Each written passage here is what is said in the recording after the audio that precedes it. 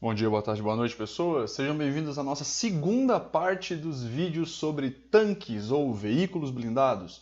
No primeiro vídeo a gente falou sobre os veículos da Primeira Guerra Mundial e agora nessa segunda parte nós vamos falar dos veículos da Segunda Guerra Mundial, especificamente do período dos anos 30 até o final dos anos 40. Então, bora lá, depois da vinheta o vídeo começa.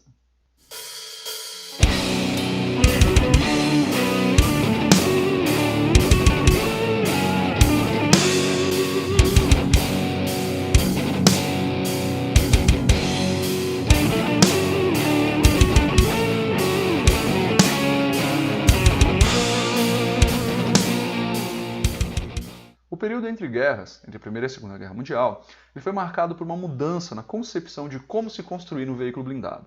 Agora, a ideia era integrar velocidade, blindagem, poder de fogo e operacionalidade num mesmo veículo.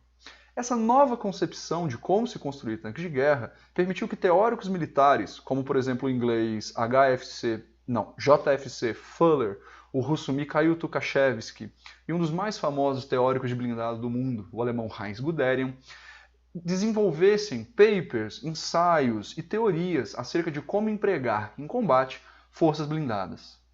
Essas novas teorias militares, grosso modo e de maneira geral, diziam que os veículos blindados agora eles não seriam apenas um elemento de apoio à infantaria.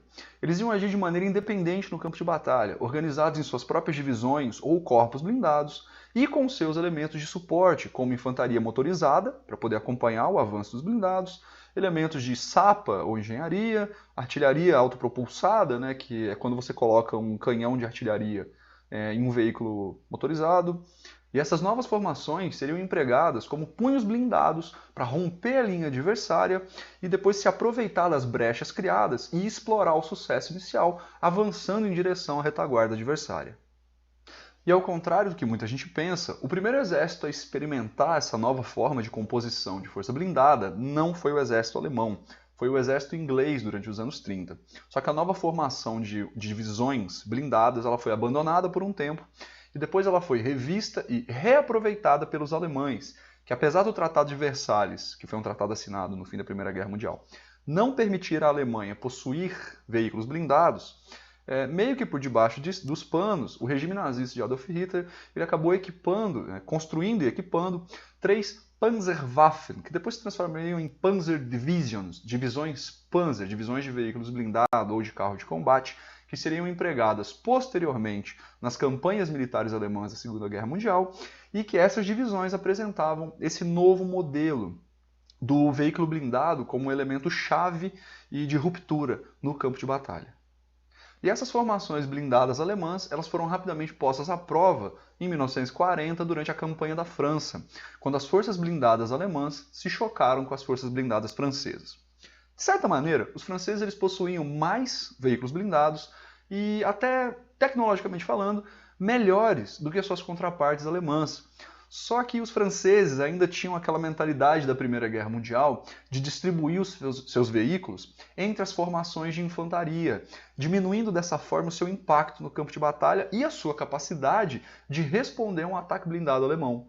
Os alemães, por outro lado, já tinham agrupado seus carros de combate em unidades heterogêneas e móveis, garantindo a elas muito mais potência durante o ataque e velocidade para explorar os seus êxitos iniciais.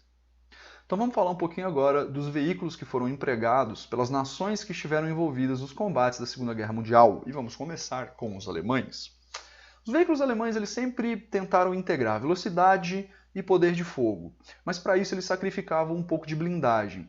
Se você der uma olhada nos veículos alemães do começo da guerra, como por exemplo os Panzer II, as primeiras séries do Panzer III, que possuíam canhões de 37 mm, ou então até os primeiros Panzer IV, que eram considerados tanques pesados e possuíam canhões curtos de 75 mm, todos eles tinham uma velocidade razoável, porém uma blindagem fraca e sem muitos ângulos de inclinação, a fim de a fim de dificultar a penetração da blindagem por projéteis adversários, e canhões que se mostraram ineficientes ao enfrentar veículos blindados com uma couraça um pouco mais elevada.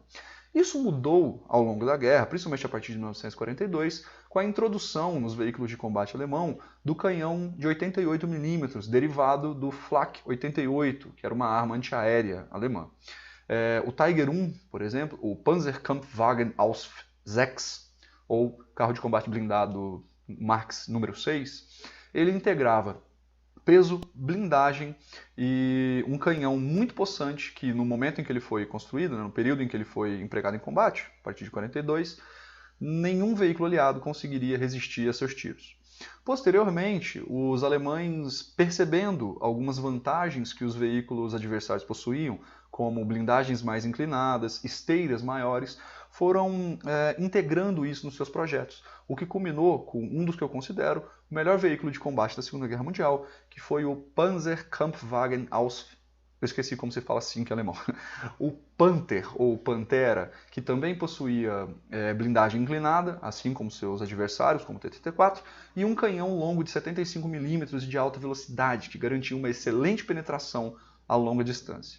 Do lado soviético, veículos leves, médios e pesados foram empregados durante todo o conflito e em grande quantidade. Mas alguns foram mais icônicos, por exemplo, como a linha soviética dos tanques BT, BT-5 e BT-7 principalmente, que eram tanques leves, com canhões de 45 mm, se eu não me engano, e extremamente velozes, desenvolvendo velocidade de até 60 km por hora. Na linha média, os russos se sobressaíram desenvolvendo um modelo de blindado muito bom e que foi copiado posteriormente pelos outros países, que foi a linha T-34. Era um veículo que integrava perfeitamente velocidade, blindagem inclinada, pouco peso para o veículo blindado e canhões razoavelmente possantes para lidar com os veículos adversários, a não ser os mais pesados, por exemplo, como o Tiger I. E na linha pesada, os russos desenvolveram veículos como o KV-1, que é no início da Operação Barbarossa, que foi a invasão alemã da União Soviética, era virtualmente impenetrável pelas armas antitanques alemãs, a não ser os canhões antiaéreos de 88 mm.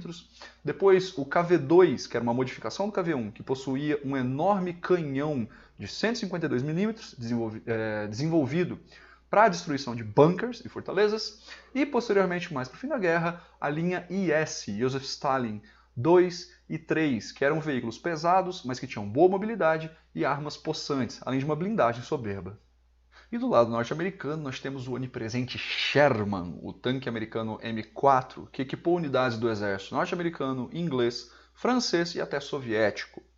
O M4 ele tinha uma blindagem razoável, boa mobilidade, porém ele sofria de carência de boas armas. Até mais ou menos 1943, vários modelos do M4 eram equipados com os canhões de cano curto de 76 mm e 75 mm, que eram ineficientes contra os veículos alemães a média e longas distâncias, o que deixava os Shermans e suas tripulações em sérias desvantagens contra o adversário. A partir de 43 e começo de 44, você vai ter modelos do Sherman equipados com canhões de cano longo de 75 mm e 76 mm, além de versões com obuses de 105 mm para lidar com bunkers e outras fortificações. Além disso, o exército americano vai empregar os M10 e M18, veículos especializados em caçar blindados inimigos, com canhões longos de 76 mm, os famosos caça-tanque Hellcat. Bom, pessoas, no mais era isso que eu tinha para falar para vocês. Espero que vocês tenham gostado do vídeo.